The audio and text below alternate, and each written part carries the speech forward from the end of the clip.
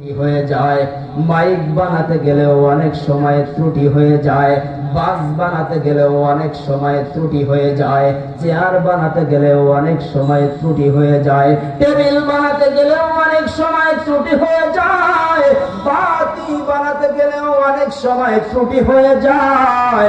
আমি আকলের কাছে প্রশ্ন করলাম, আকল তুমি আমারে বলে দাও, দুনিয়ার জিনিসগুলি একা একা তৈরি হতে পারলো না, এরপরেও তার মধ্যে কত ত্রুটি দেখা যায়, অথচ তার পেছনে একজন কারিগর আছে।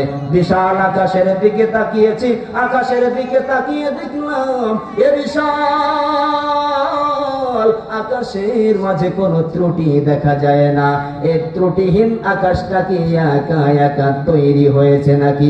আকল আমার জবাব দেয়, আরে পাগল তুই কেন বোঝো না, পৃথিবীর ক্ষুদ্র থেকে ক্ষুদ্র জিনিসটা একা একা তৈরি হতে পারলো না, তার পেছনে কোনো না কোনো কারিগরের প্রয়োজন হলো, কারিগর থাকা সত্ত্বেও তার মধ্যে ত্রুটি হয়ে গেল। তাহলে এ বিশাল আকাশটা একা একা কেমন করে ত্রুটিহীন ভাবে সৃষ্টি হয়?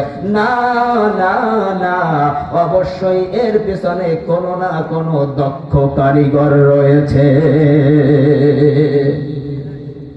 এবার আমি কোরআনের কাছে জিজ্ঞেস করলাম, কোরআন বিবেকের কাছে জিজ্ঞেস করেছিলাম, এ বিশাল আকাশটা ত্রুটিহীন ভাবে সৃষ্টি হওয়ার পেছনে কোনো কারিগর আছে নাকি?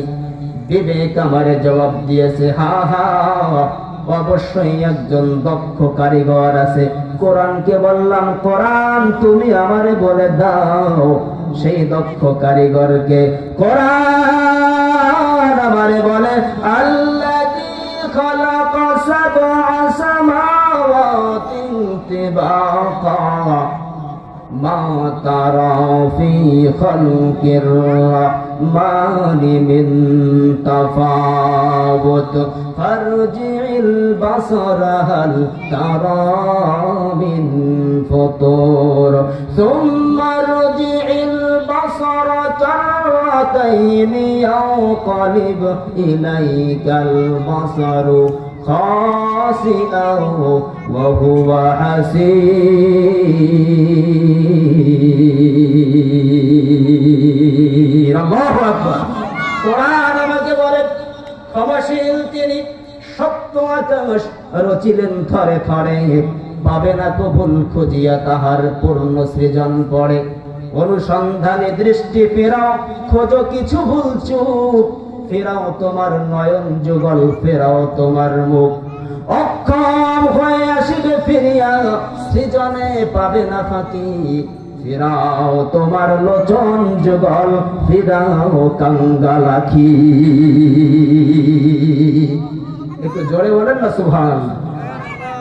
কোরআন বলল, মহান রব্বুল আলামিন আকাশগুলিকে স্তরে স্তরে সাজিয়েছে, তুমি রহমানের সৃষ্টির মধ্যে কোনো ত্রুটি খুঁজে পাবে না।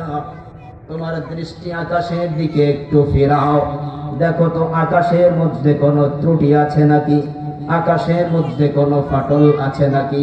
আমি তাকিয়ে দেখলাম, না না, আকাশের সৃষ্টির মধ্যে কোনো ত্রুটি দেখা যায় না। কোরআন আমাকে বলল, সুম্মা রজি'ল বাসারা কাররাতাইন, বারবার আকাশের দিকে তাকা, দৃষ্টি দিতে দিতে এক পর্যায়ে তোর দৃষ্টি ক্লান্ত হয়ে তোর দিকে ফিরে আসবে, তবু রহমানের সৃষ্টির মধ্যে কোনো খুঁত খুঁজে পাবি না। সুবহানাল্লাহ।